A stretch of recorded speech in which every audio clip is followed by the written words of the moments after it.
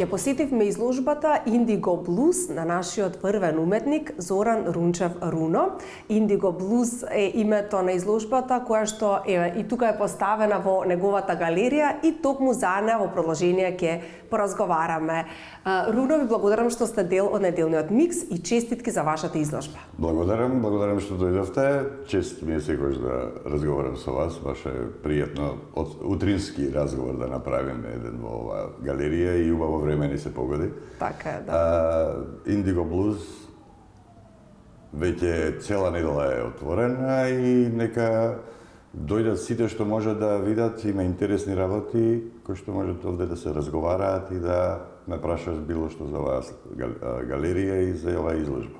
Кога ќе се влезе внатре во вашиот изложбен простор, буквално како да влегуваме некаде на Медитеранот. Ова плава боја токму тој шмек го дава. Па зошто токму плавата боја ја избравте? Плавата, обично секоја моја изложба има некоја тематика. Едната беше црно-бела, друга има акварелни повеќе бои. Сега испадна плавата првенствено од заинтересираноста и интригантноста на техниката цианотипија, која откривме некаде пред нова година, значи минатата година. И цел јануар и февруар ја посветив на истражување и апликација на таа техника во сите медиуми што може да се направи, сите материјали. Многу интересно изгледа тој процес, вие малку ми го објаснивте, а сега може да слободни на гледачите.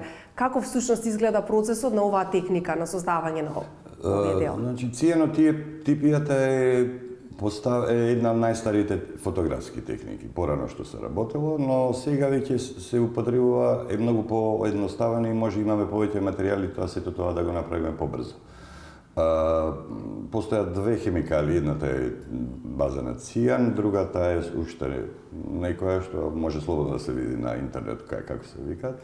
Тоа се две А и Б субстанции кои што се мешаат заедно и треба во одредено време да се нанесе на хартија, материјал или камен или дрво, било каде да таа се исуши во темна просторија. Како и секоја фотографија. Потоа се додава предмет кој што сака да биде позитив или негатив. Се додава на тоа на таа хартија или тој материјал се покрива со стакло и се остава на светлина, дали сончева светлина или УВ светлина. Потоа после одредено време на изложување на сонце се става под вода, како и секоја и фотографијата исто ја ставаме. Значи се она што не било осветлено се брише и останува една убава неочекувана фотографија или композиција. Потоа се додава дури сега кога ќе заврши тој процес може да се додаде и други работи кои што може да ја појачаат бојата. Тоа е хидрогенот на пример да се додаде и станува оваа темна индиго боја. Може да се додаде чај, индиски чај, тоа станува кафеава, ќе видите на некој од моите дела има на оваа и на таа има малку индиски чај или куркума па станува по жолто или зелено. Значи, со природни состојки се добиваат преубави бои. Вашите слики се дел абстрактни, но дел колку што можам да забележам цветот е во фокусот. Па, првенствено, за да има одредени мислење што треба да почне, но најлесно е да се почне со пресувани цвеќиња, затоа што е лесен и интересни детали може да се извадат од дали цвеќиња, дали растемија, лисија, сето тоа бидејќи светлината добро проаѓа и може да се направат многу интересни ефекти. Потоа отидов малку понатака, почнав да истражувам со овде ќе имам со ластичиња или магнети или некои такви форми чудни кои што може да дадат исто така интересна композиција. Но секогаш природата дава една убава атмосфера дома, така да аплицирано на хартија или на камен или на било што изгледа доста ефектно. Апсолутно. И повторно ја кажам, ова индиго боја навистина го освежува просторот. Да. Секогаш медитеранците ние си сакаме сонце, море, воздух, да изгледа сето тоа многу свежо и убаво се осеќаме ние од тие бои. Апсолутно. И ние сме веќе облечени. Да, не се договаравме, но така изделе се. Руно, пред година дена ја отворивте вашата галерија во која што се наоѓаме тука. Се сеќавам, токму тогаш во студио го направивме разговорот по тој повод, по повод отварањето на галеријата и еве помина година дена.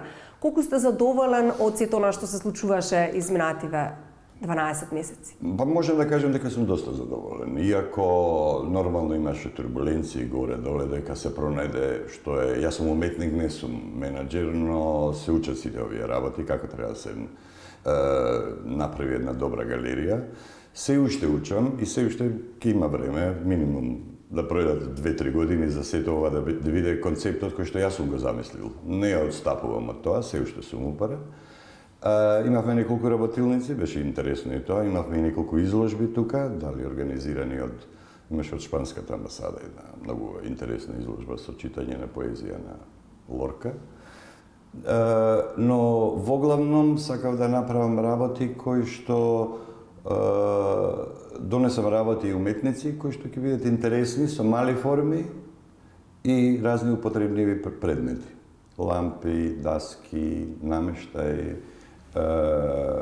кебиња, шалчиња. Така да веќе знаем од прилика што купувачот или гостинот би сакал да види. И за сега сум доста задоволен. Ќе биде и понатаму уште подобро, ја мислам. Секако, апсолутно. Ги спомнавте работилниците, за кого се тие наменети? Кој се може да присуства и дали планирате во иднина? За сега се концентрирам само на возрастни. Деца би требало да имат подобри услови, ја не имам и тоа возрастни кои што се заинтересирани да научат нешто и за апликација на, да речеме, имав за великденски јајца, кој што ќе види оваа година втора работилница. И со помалку луѓе кои што можам да се сконцентрирам на секој посебно, да им објаснам и техника и како да се работи, да се разви нивната имагинација и исто така и да се ослободат дека може да цртат, иако можеби немаат талент, но чисто да се ослободат и да уживаат во тој процес. Одлична идеја е тоа, навистина, и ве поддржувам апсолутно во овие работилници, затоа што и луѓето кои што можеби не ги бидуваат толку многу за цртање, сакаат да пробаат. И тоа е навистина преубаво. Вашето искуство е навистина големо кога станува збор посебно Манчестер, вие живеевте таму и како графичар, како графички дизајнер, но исто така и уметник, нели? И еве кога ќе споредите од оваа дистанца Манчестер и Скопје, како ви делува сето тоа? Па јас сакав тука да направам некој спој од Манчестер и од Скопје. Таму моето искуство од начин на работење во галерија, начин на изложување и сето тоа. И мислам дека таа спојка доста дека се осеќа и луѓето го осеќаат тоа, дека не е вообичаена галеријата и дека не е секојдневна и баш затоа е привлечена. Тоа е нормално, бидејќи и мојот карактер е вклучен тука и мојот вкус за сето ова да го направим со оглед на тоа искуство во Англија. Но споредба нема некоја голема, бидејќи тамо си имаат одреден вкус и брзина на време, на живот, каде што не би сакале веднаш да го купат тоа или неколку повеќе слики, одека ние друго не сакаме разговор да направиме, да разгледаме, па да дојдеме пак и сето тоа е интересно.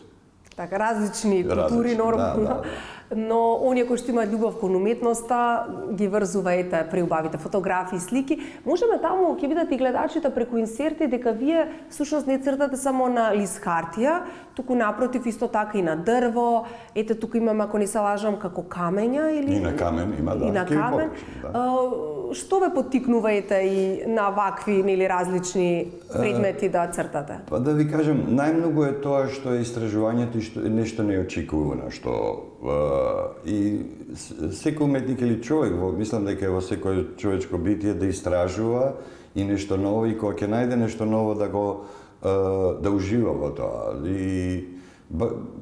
Особено, да кажам, во тоа дека неочекувани ефекти настануваат, па тоа се уште, тоа е графичката работа, каде што, иако кога ќе печатите хартијата е покриена, но кога ќе ја дигнете, ќе видите што излегло од печатењето и сите тие, можеби некојаш и грешките изгледаат добро.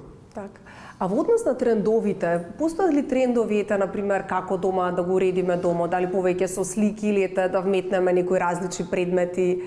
Јас лично не сум по трендовите. Мислам може да се чисто како референца да се земе, но сепак треба да тргнеме своите лични видувања. Ако мене ми се вашето око се допаѓа или мене ми се допаѓа во тој пред, бидејќи вие живеете тамо, не мора да биде трендовски ако вас не ви е пријатно во тој дом. Може да ставите најскапа слика и најголема слика или најпредмет кој што може би во друг стан изгледа добро, а кај вас никако. Така да најдобро секојаш водете се до својот инстинкт и во своите очи, што вас ви се допаѓа, тогаш ќе биде правилно. Така е, апсолутно. Вашата галерија, да спомнеме кога е отворена, конкретно и каде се наоѓа, да ги поканиме нашите гледачи да дојдат да погледнат, нели, изложбата? Галеријата е отворена на 5 март, значи во исти ден како што ја правив изложбата и година дена направивме за галеријата, 5 март 2025, веќе една година, се наоѓа на Митрополит Теодоси Голганов број 2, точно на раскрсницата, и кај што има еден голем пешачка зона кај што доста луѓе проаѓаат и ја гледаат галеријата и мене ми е баш пријатно кога ќе влезат и ќе прашат дали може да влеземе, да видиме, дури и странци влегуваат, што е исто многу посебно. И слободно некаде од било кое време работи од 10-11 часот, уствари, од сабајле до 20 часот навечер. Одлично. На што сте моментално фокусирани кога станува збор творењето, креирањето на нови дела? Моментално малку ставив пауза на акварелите, нема, но и овој дел и дел од акварелството тука го внесувам, но не чисти акварел. Но сега би сакал малку повеќе да се посветам на работилниците кои што ќе видат во овој период малку повеќе и поинтензивни, да се пренесе тој можеби мал дел од техникава цијанотипија, мал дел од акварелите и секако вапцањето и декорирањето на великденските јајца. Одлична иницијатива. Навистина ви посакувам успехи кога се работилниците, но инспирација секако за нови творби. Благодарам. И благодарам што не угостивте тука. Благодарам, дојдете пак. Секако.